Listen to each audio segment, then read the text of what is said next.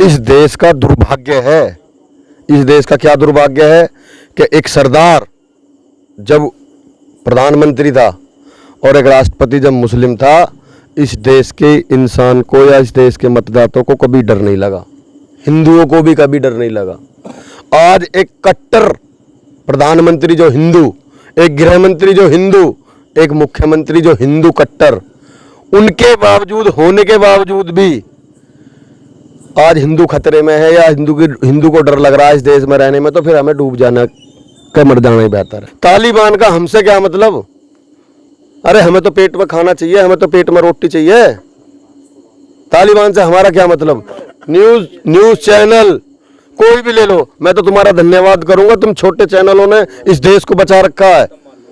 आप पे पहरा नहीं है, आप सच्चाई दिखा रहे हो, ग्राउंड रिपोर्ट कर रहे हो, ये बहुत सौभाग्य की बात है हमारी भी। नमस्कार, मैं किशन राजपूत एक बार फिर से फील्ड में मौजूद हूँ।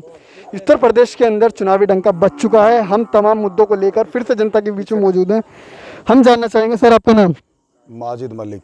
माजिद जी, चुनाव नज़दीक है, पार्टी अपने अपने दमखम से लगी हुई हैं, अपने अपने वादे भी कर रही है। आपको क्या लगता है इस बार कौन पार्टी किस परचम पे आएगी?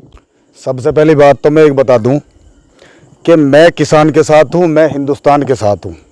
मैं मुसलमान हूं जात का और मेरा गांव सदरपुर है, मेरे गांव के सारे लोग बैठे हुए हैं जी। मैं इन लोगों से पूछना चाहता हूं कि इनमें से किसी को मुसलमान से अगर खतरा हो तो बताओ एक बार हमें। आप ऐसा क्यों कह रहे हैं मुसलमान से खतरा हो? तो मतलब बीजेपी कह रही है ना। पॉइंट हो गया ना एकदम। बीजेपी कह रही है ना सर। बीजेपी ने ये कहा है कि मुसलमान से खतरा है हमें। हाँ, बिल्कुल बिल्कुल कहा।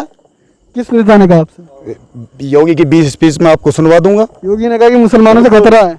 बिल्कुल बड़ा आरोप लगा रहे हैं आप मुख्यमंत्री के ऊपर। गाँव का ये हमें बांटेंगे, लेकिन हमें बंटना नहीं है।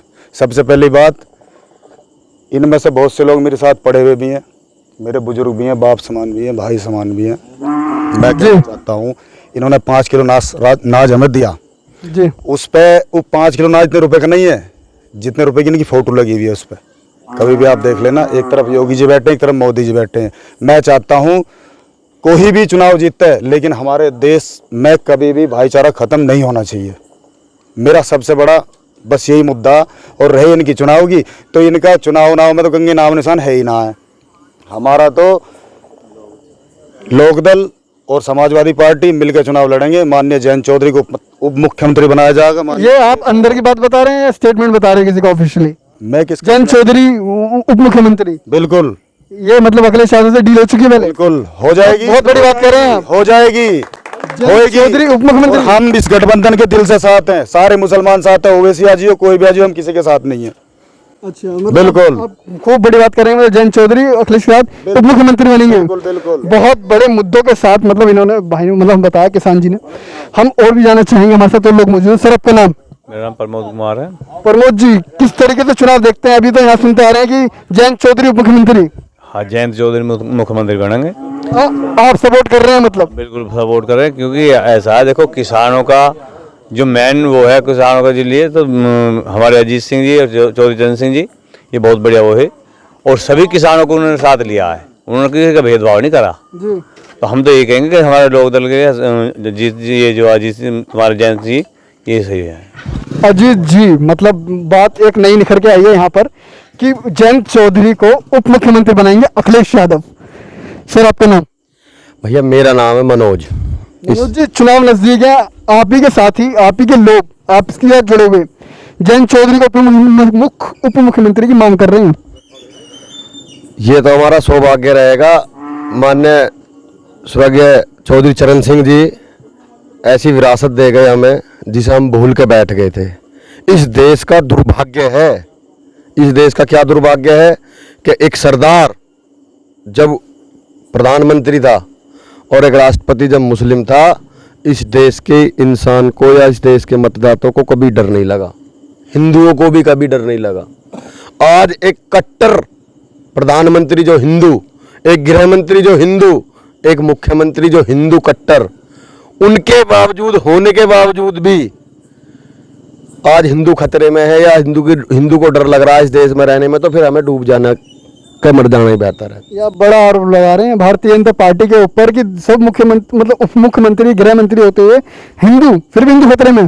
वो तो देखो तुम सोशल मीडिया पर, आपने देखा नहीं तो मुजफ्फरनगरी पंचायत में क्या हुआ? तो वहाँ तो सभी थे। सब थे ना। वो भाईचारा था, हमारा प्यार था, जो पहले से हमारे पूर्वज लेके आ रहे थे, वो भारत था। जो ये भारत दिखा रहे वो भारत नहीं था। जो वहाँ मुजफ्फरनगर में देखने को मिला, अल्लाह अकबर, हर महादेव का नारा जो लगा, वो पहले से लगता आ रहा है इस देश में। या मुसलमान हो या हिंदू हो, वो इस चीज को बोलता था।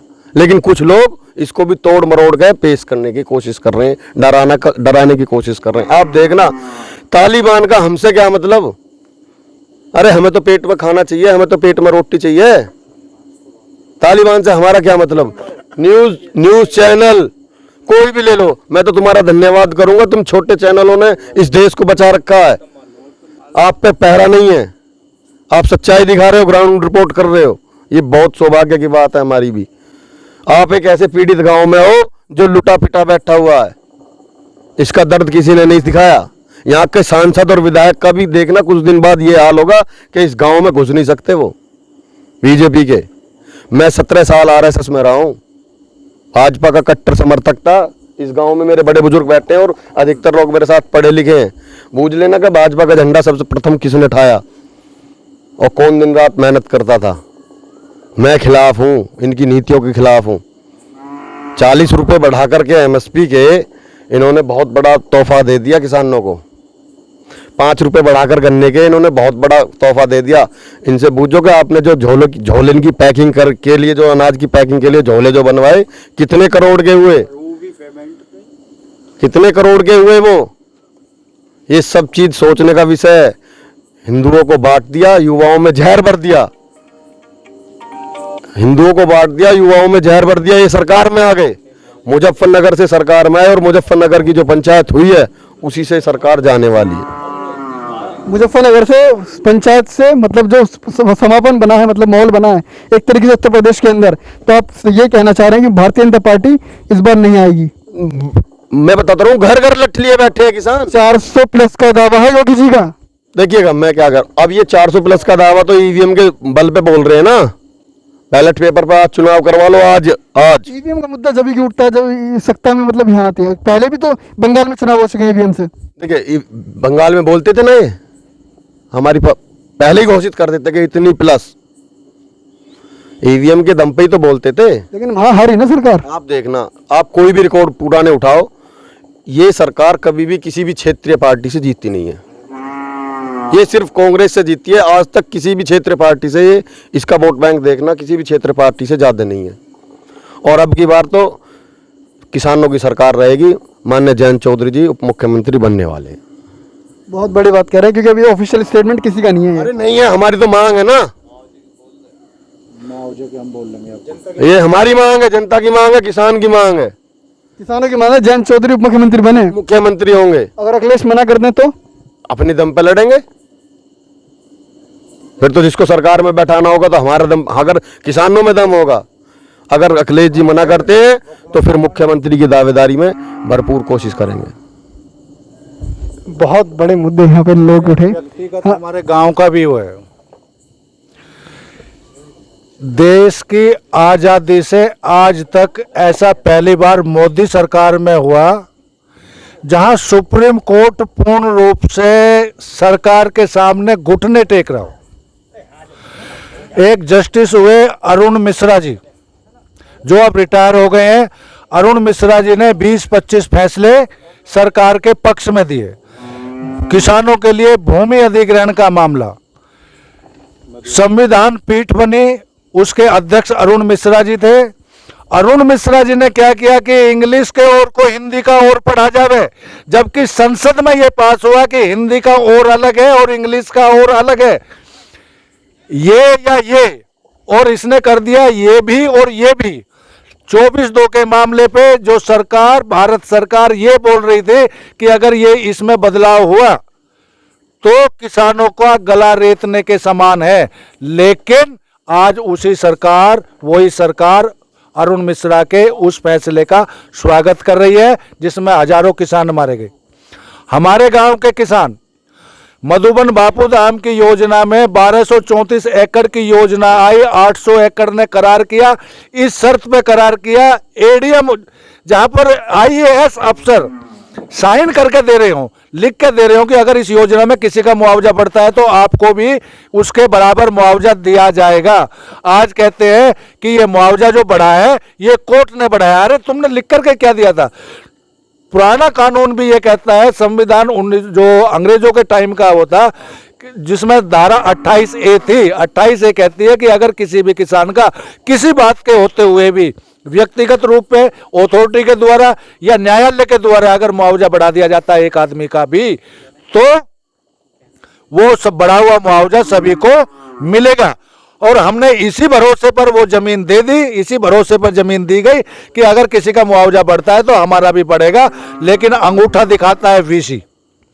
कोई वीसी सुनने को तैयार नहीं, कलेक्टर सुनने को तैयार नहीं, कोई सुनने को तैयार नहीं। जब जाते हैं, जब दबाव बना करके जाते हैं, तब अगले एक हफ्ते का टाइम दे देते हैं कि अगले हफ्ते आना और ये इसमें आपका मुआवजे की सेटलमेंट कर दिया जाएगा। जाते ही फिर मना कर देंगे, कुछ देने वाले नहीं है। बड़ा दुर्भाग्य है इस देश का कि इस बीजेपी जैसी सरकार ने भाई किसानों का तो गला रेतने के समान नहीं, गला रेत दिया है। हमारे गांव के किसान का तो बिल्कुल रेत दिया।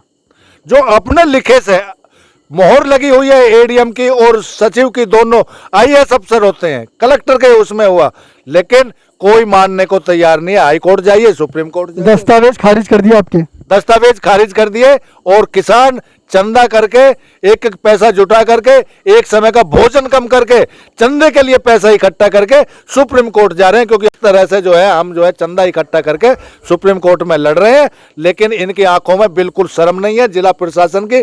और रही बात उसकी, जैसे राजा वैसे ही प्रजा।